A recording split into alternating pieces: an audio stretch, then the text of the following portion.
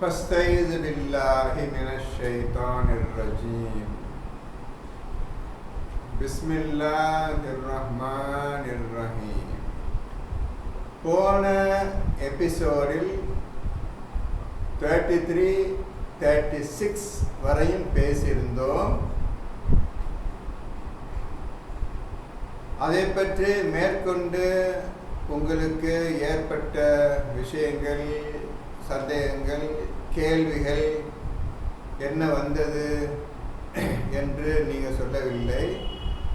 சரி, இருக்கட்டும்.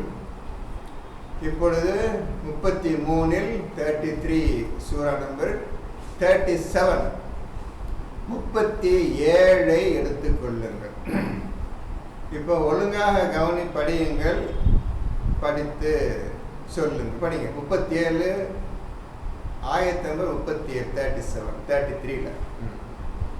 நபியே, எவருக்கு அல்லாஹ்வும் அருள் புரிந்து நீரும் அவர் மீது அருள் புரிந்தீரோ அவரிடத்தில் நீர் அல்லாஹ்வுக்கு பயந்து நீர் மனைவியை உம்மிடமே நிறுத்தி வைத்து கொள்ளும் என்று சொன்னபோது அல்லாஹ் வெளியாக்க இருந்ததை மனிதர்களுக்கு பயந்து நீர் உம்முடைய மனதில் மறைத்து வைத்திருந்தீர்.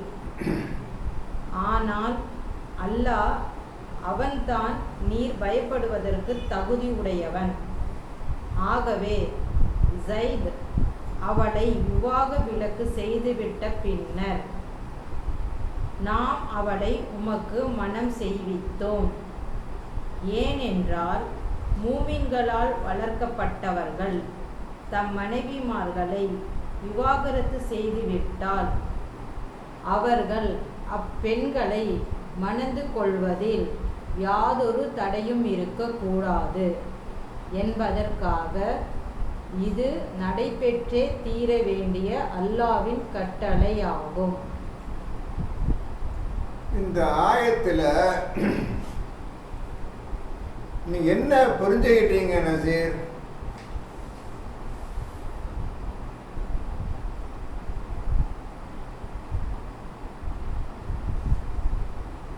அல்லாஹ் என்ன விதியாக்குறானோ அதை நபி கடைபிடிச்சே ஆகணும். அப்புறம்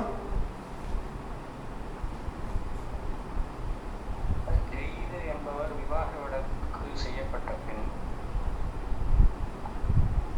வளர்ப்பு பிள்ளைகளாக இருக்காங்க. பிள்ளைகளுடைய மனைவிமார்களை மணந்து கொள்வதில் எந்த தடையும் இருக்கக்கூடாதுங்கிறதுக்காக அல்லாஹ் இந்த கட்டளையை இறக்கியிருக்கான் நபிக்கு.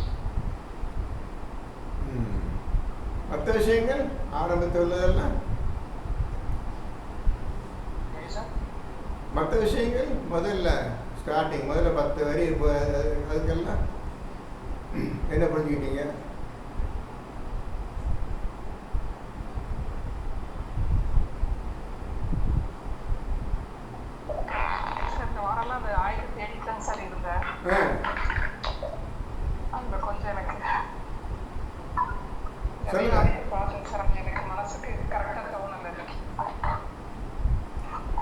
இந்த ஆயத்துக்கு உங்களுக்கு சரியா அர்த்தம், எல்லா வரிகளுக்கும் அர்த்தம் புரிஞ்சிச்சா? எல்லா லைன் பை லைனா எல்லாத்துக்கும் அர்த்தம் புரிஞ்சிச்சா?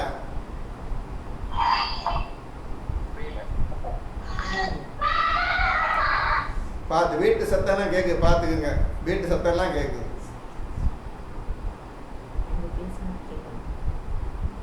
சொல்லுங்கம்மா. இது வரி வரியா எல்லாம் தெரிஞ்சுக்கிடுச்சு அவங்க எல்லாத்துக்கும், 2 பேருக்கும்? அர்த்தம் புரியல.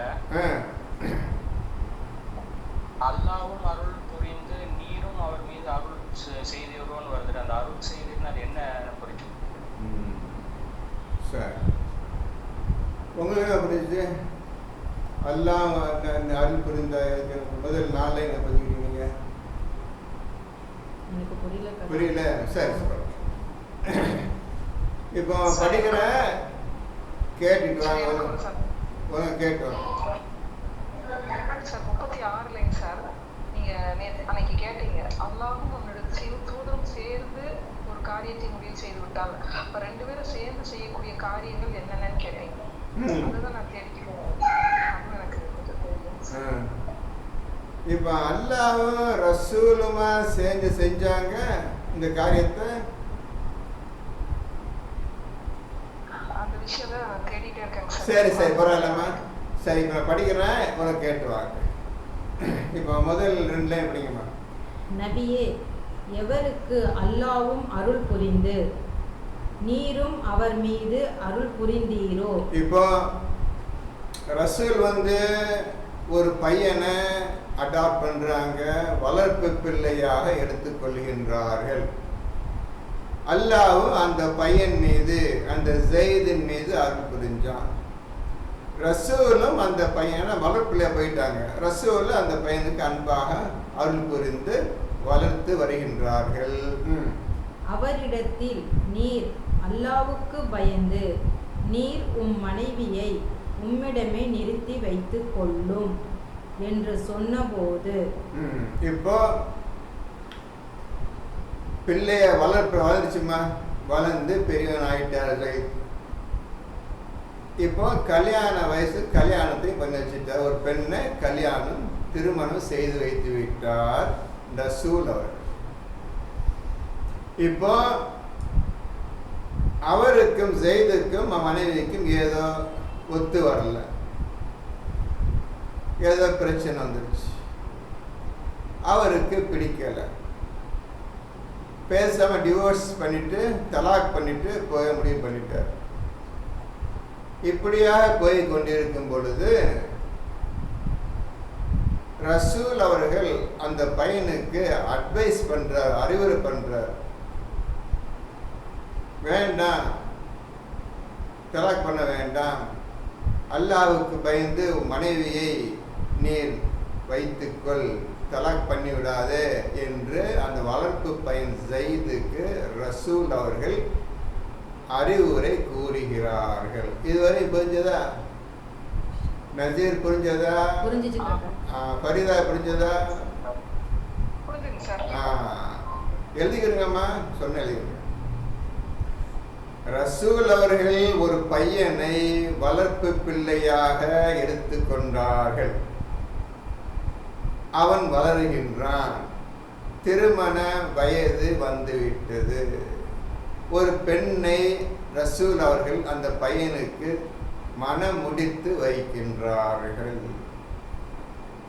ஏதோ அவங்களுக்குள்ள ஒரு அபிப்பிராயம் வந்துருச்சு, கருத்து வேறுபாடோ சண்டை சச்சோ வந்துருச்சு. அவருக்கு மனைவியை விட்டு பிரிந்து போகணும் என்று முடிவு செய்து விட்டார் ஜெயித் அந்த பையன்.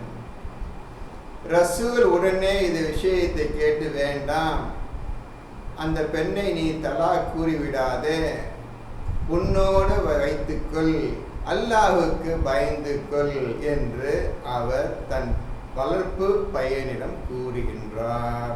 அடுத்தது, அல்லாஹ் வெளியாக்க இருந்ததை மனிதர்களுக்கு பயந்து நீர் உம்முடைய மனதில் மறைத்து வைத்திருந்தீர். இப்போ அந்த பையனுக்கு அல்லாஹ்வும் அருள் புரிஞ்சான், ரசூலும் அருள் புரிந்து அந்த பையனை வளர்த்தாங்க. அதை சொல்ல விட்டுட்டேன், அது ஸ்டார்டிங் வருது. சரியாம்மா? அது சரி. இப்போ இப்போ அடுத்தது படிக்கிறேன், கேளுங்க. அவரிடத்தில் நீர் அல்லாஹ்வுக்கு பயந்து நீர் உம் மனைவியை உம்மிடமே நிறுத்தி வைத்துக் கொள்ளும் என்று சொன்னபோது.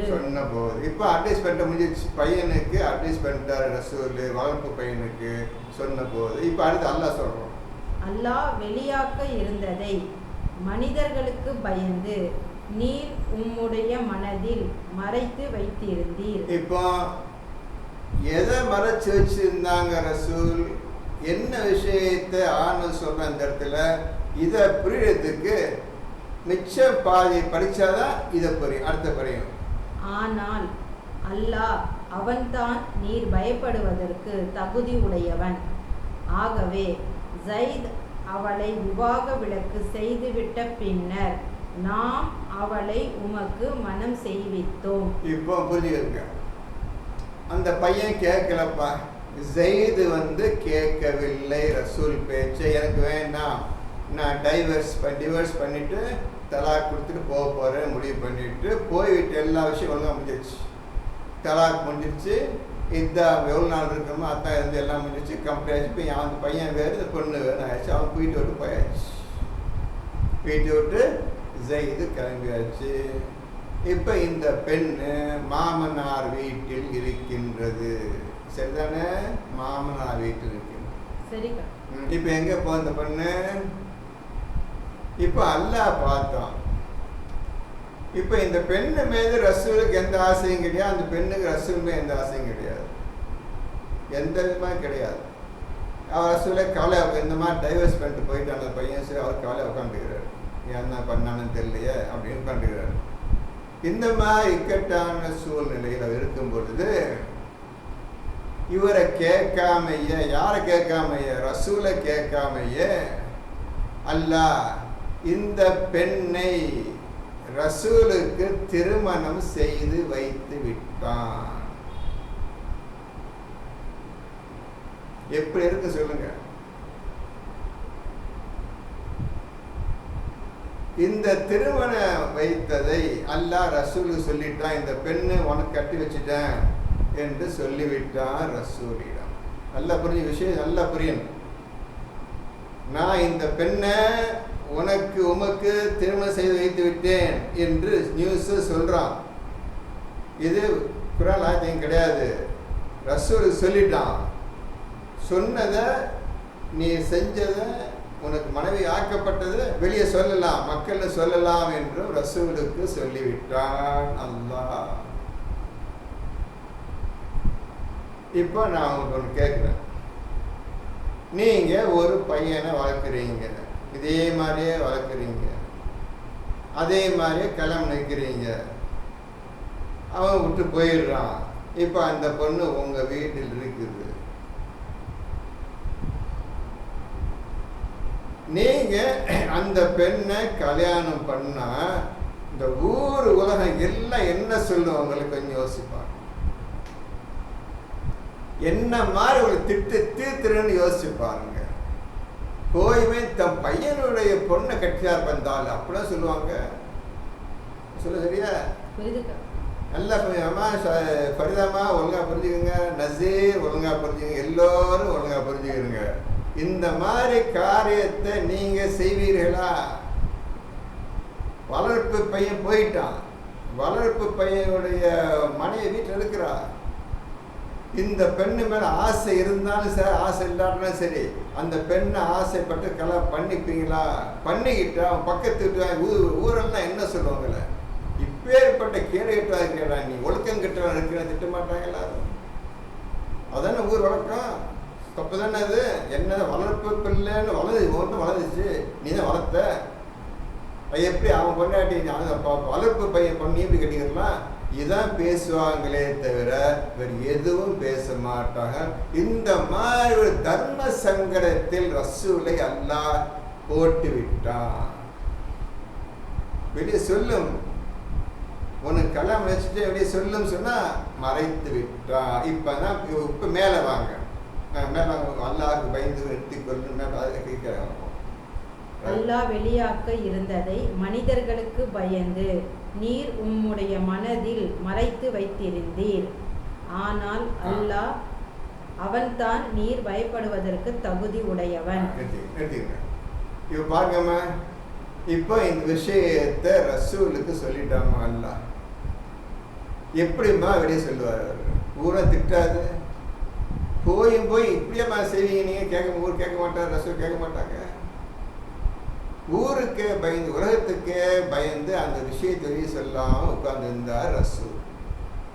எப்படி சொல்றது? இதை போய் நான் கல்யாணம் பண்ணேன்னு ஆசை இல்லை, அந்த பெண்ணுக்கு என் மேல் ஆசையும் கிடையாது, நான் கல்யாணம் பண்ண விருப்பம் இல்லை, திட்டமிட கேட்காம எனக்கு பெண்ணை கல்யாணம் எல்லாம் கடமை வச்சுட்டான் என்று வார்த்தை கேட்கல, எதுவும் கேட்காம கட்டி வச்சு ஊருக்கு சொல்றான். எப்படி சொல்றாருப்பா அவரு? நீங்களே யோசிச்சு பாருங்க. உங்களுக்கு இந்த மாதிரி ஒரு தர்ம சங்கடமா நிலம் ஏற்பட்டா நீங்க செய்வீங்களா? இந்த மாதிரி மாட்டிக்கிறீங்க, நீங்க செய்வீங்களா சொல்லுங்க? செஞ்சுட்டா நாண்டவன்.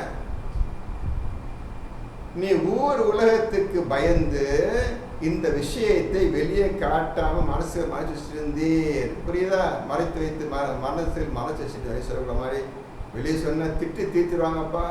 அப்படி மறைச்சு சென்று நீ பயப்படுறதுக்கு தகுதியானால் அல்லாஹ் ஒருத்தந்தான். இந்த ஊர் உலக மனிதனுக்கு பயப்படக்கூடாது, அல்லாஹ் சொன்ன செஞ்சே தீரணும் என்று கட்டளை வந்து விட்டது. ஆயத்து 37வது சூறாவில் ஆயத்தா இறங்கி அல்லாவே வெளிச்சம் உலகத்துக்கு காட்டினான். அல்லாவே நீங்க மறைச்சிங்க, இதான் வெளியே காட்டினேன், நான் காட்டினேன், வெளியே சொல்லிடுறேன். இந்த பெண்ணை, இந்த ஸைதுடைய மனைவியை நான் ரசூலுக்கு திருமணம் செய்து வைத்தேன்.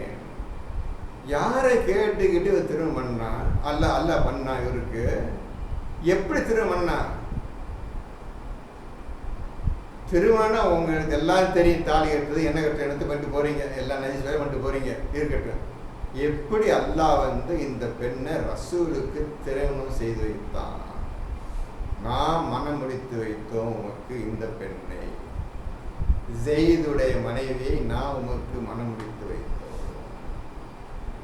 இந்த விஷயத்தை வெளியே சொல்லாம நீ மறைத்து வைத்திருந்தீர், மனிதர்களுக்கு பயந்து.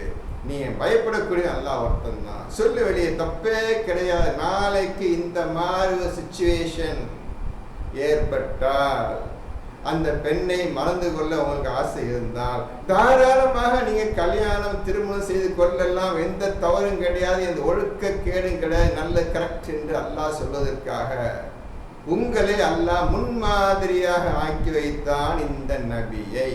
பாருங்க, நபியை செய்து விட்டார், நீங்களும் பண்ணிக்கொள்ளலாம் என்று சொல்வதற்காக நாம் உம்மை தேர்ந்தெடுத்து முன்மாதிரியாக ஆக்கி வைத்தோம். இந்த மாதிரி பெண் இருந்தால் தாராளமாக கல்யாணம் செய்து கொள்ளலாம். காரணம், அந்த பையன் நீர் பெத்த பையன் கிடையாது, வேறு யாருக்கோ 2 ஆண் பெண்ணுக்கு பிறந்த பையன். அந்த பையன் சம்பந்தமே இல்லை. அந்த பையனுடைய மனையை ஒரு கல்யாணம் பண்ண எந்த தப்பும் கிடையாது. உன் மகன் கிடையாது, புரிஞ்சு, உன் மகன் கிடையாது, நீ பெக்கலப்பா.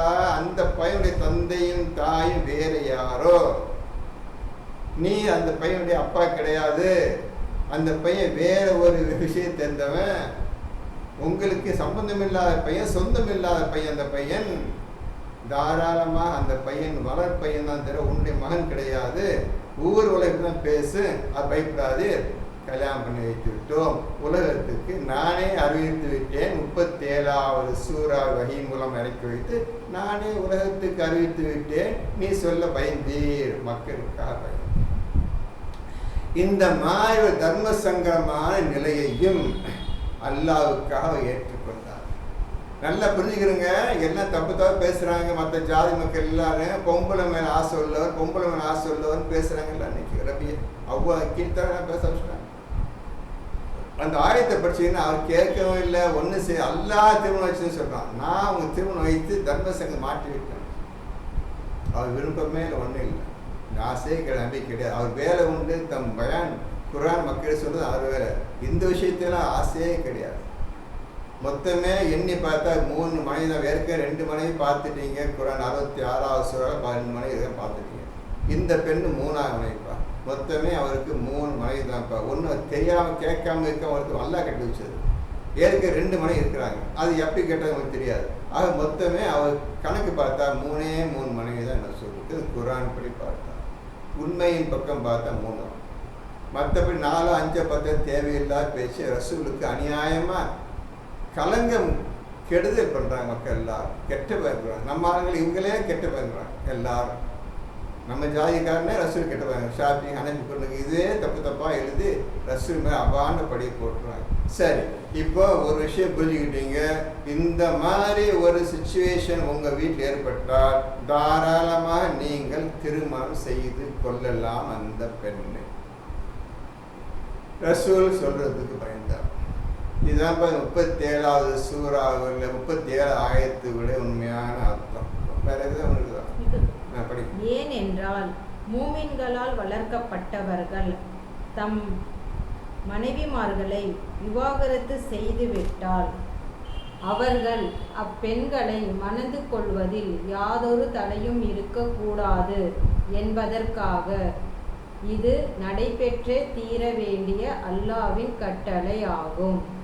நடைபெற்றே தீர வேண்டிய அல்லாஹ்வின் கட்டளையாம். தாராளமாக திருமணம் செய்து கொள்ளலாம், எந்த தப்பும் கிடையாது என்பதை உணர்ந்து கொள்வதற்காக நான் நபியை முன்மாதிரியாக ஆக்கி வைத்தேன் என்று அல்லாஹ் சொல்லுகிறார்.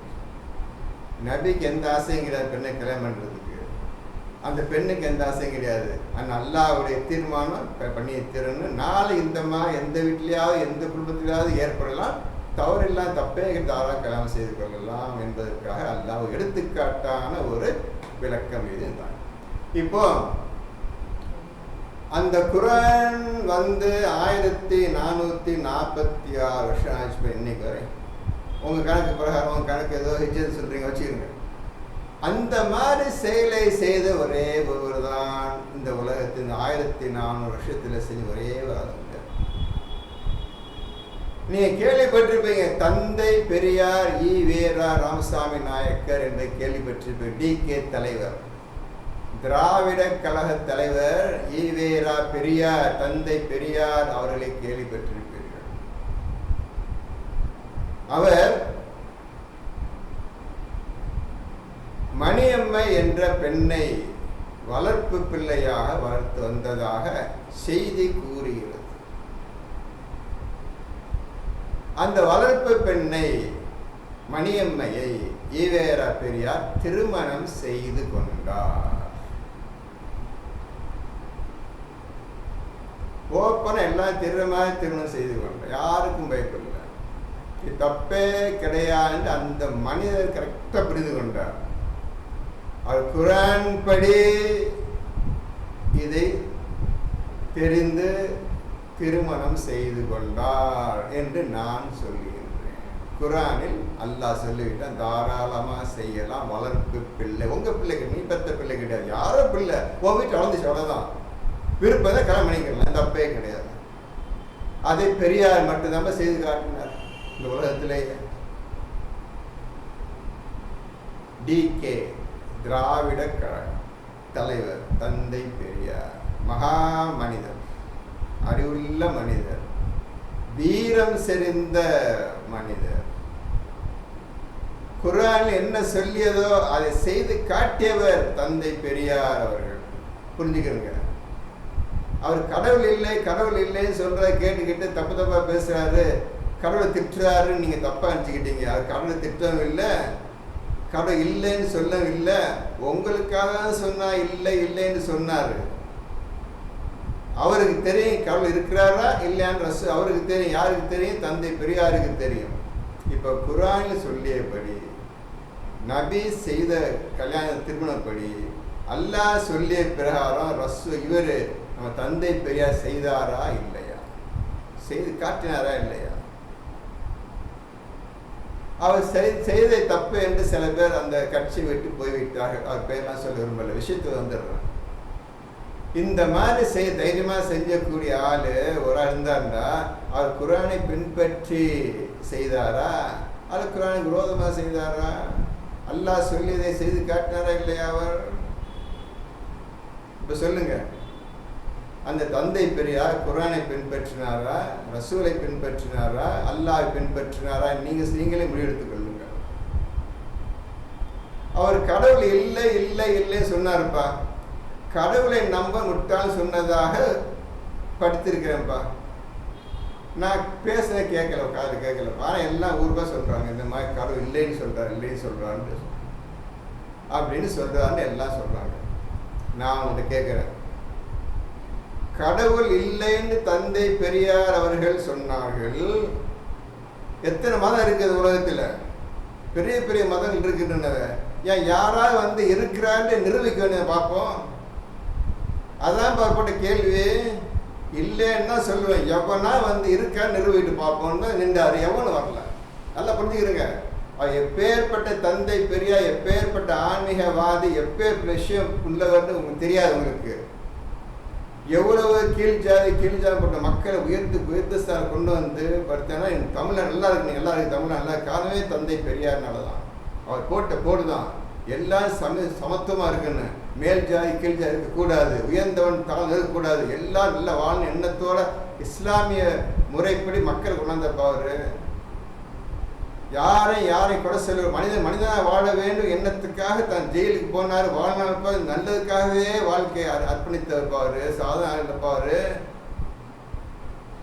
கடவுள் அவர் சொல்றதெல்லாம் குர்ஆன் அல்லாஹ் சொன்ன வார்த்தை மக்கள் பேசுவார். சிந்திப்பா, சிந்தனை செய்ப்பா, இதான் பெரிய எப்போது மக்கள் பேசுவார். அவன் இது சொல்லுவான், இது கடவுள்னு சொல்லுவான், அது கடவுள்னு சொல்லுவான், இதுன்னு சொல்லுவான், எல்லாம் சொல்லி நீ சிந்திடா. முதல்ல மனிதனே சிந்திச்சுப்பார், உண்மையா பொய்யா தவறா சரியா சிந்திச்சுப்பார். இதுதான் பெரியார் பேசுறதுப்பா. இது அல்லாஹ் குர்ஆன்ல சொல்ல, சிந்திக்க வேண்டாமா, சிந்திக்க நான் தான் அல்லாஹ் என்று சொல்லுகிறேன், நீங்க சிந்திக்க வேண்டாமா, சிந்திக்க குர்ஆன் சொல்றானே. இப்போ குர்ஆன் போய் நடந்தாரா, அல்லாஹ் பேச்சை கேட்டு பேசினாரா, ரசூல் மாதிரி கல்யாணம் பண்ணாரா? சொல்லுங்க பார்ப்போம். ரசூல் மக்களுக்கு சொல்ல பயந்தாருப்பா, இவர் பயப்படலப்பா, ஓப்பன் சொல்லிட்டாருப்பா நான் கல்யாணம் பண்ணதை.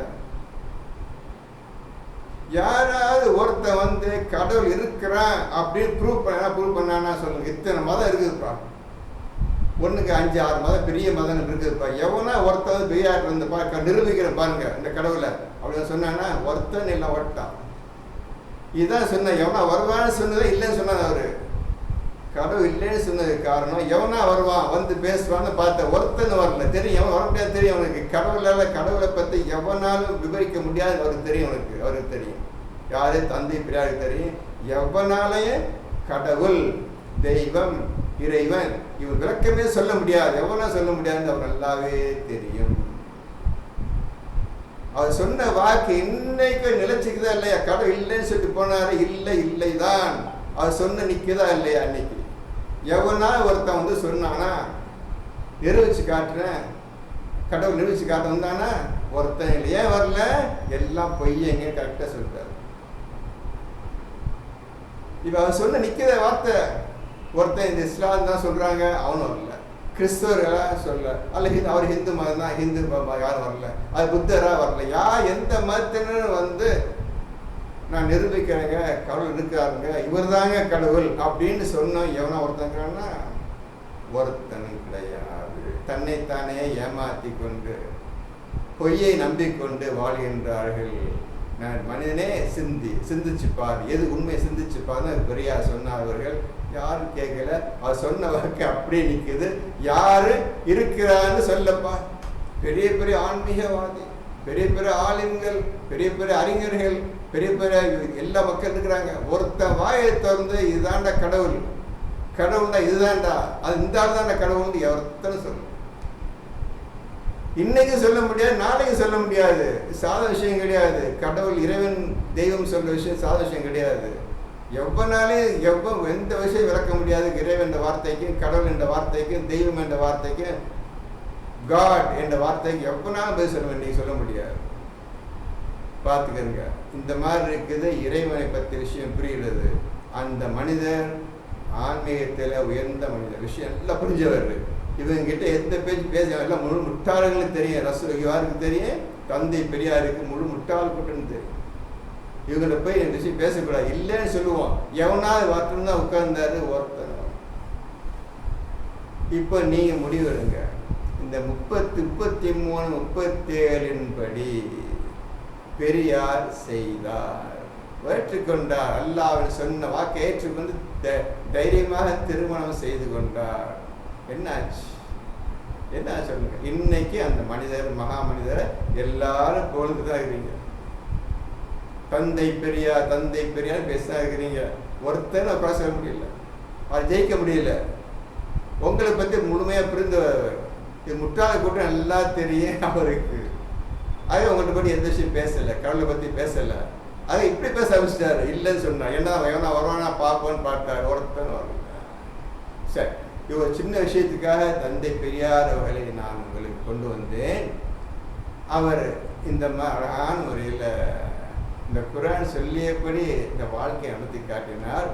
அல்லாஹ் சொல்லிய பிரகாரம் சிந்திப்பான்னு சொல்லி கொடுத்தாரு. இந்த நல்ல விஷயங்களை பேசுனது எவனும் கிடையாது, தந்தை பெரியாரை தவிர. அவரை பற்றி புரிஞ்சுக்கிறதுனா அவர் பேச்சதை ஒழுங்காக கவனிக்கணும். அவர் பேச்சு ஒழுங்காக கவனிச்சிங்கன்னா உண்மை அவர் எப்பேற்பட்ட மனிதர், மகா மனிதர் என்பதை புரிந்து கொள்வீர்கள். தேவையில்லாமல் அவரை பேசாது, திட்டாதீர்கள். அவர் மகா புருஷன், வீர புருஷன், மனிதர்களே உயர்த்தியவர்.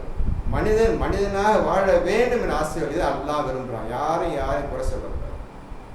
எல்லாரும் சமத்துவம் வாழ்ந்து அல்லாவுடைய ஆசை. அந்த சமத்துவத்தை கொண்டு வந்தார் பெரியாரு. செஞ்சு காட்டினாருப்பா. குரானே ஓது எதுவாக செயலை செஞ்சு காட்டினாப்பா. அவ்வளோ செயலை செஞ்சு காட்டினாப்பா. அவர் செயலை பார்த்தே புரிஞ்சுக்கிறேன். எப்படிப்பட்ட மனிதன் புரிஞ்சுக்கலாம்ப்பா. நீங்கள் சாதாரண மனிதன் கிடையாது. அப்போ 37வது ஆயத்துக்கு ரசூலையும் பார்த்துட்டீங்க, அல்லாஹ் பேச்சையும் கேட்டுட்டீங்க. இதோ மனிதர் 1446 வருஷத்தை ஒரே ஒரு மனிதன் அல்லாஹ் பேச்சை கேட்டு அல்லாஹ் சொன்னதை செய்து காட்டி அல்லாஹ் என்ன சொல்ல அதையே மக்கள் உபதேசமாக செய்து எப்படி சமத்துவம் வாழ வேண்டுமோ அந்த சமத்துவத்தை கொண்டு வந்து மனிதனை மனிதனாக நீங்கள் வாழ வேண்டும், யாருக்கும் யாரும் தாழ்ந்தது கிடையாது செயலில் காட்டி போனார்ப்பா. அவரே நீங்கள் குறை சொல்கிறீங்க. நிறுத்திக்கிறேன், போதும். அவரை பற்றி பேசுகிறார். மகா மனிதர், வீர புருஷர் அவர், தந்தை பெரியார் ஈவேரா அவர்கள். சரி, இத்துடன் நான் இதை நிறுத்திக் கொள்கின்றேன். அடுத்த பயானில் மேற்கொண்டு படிப்போம். நீங்கள் படிச்சு சரியா இருங்க. 38, 39, 40, 41 படிச்சு சரியா இருங்க. இன்ஷா அல்லாஹ் அடுத்த வாரத்தை சந்திப்போம்.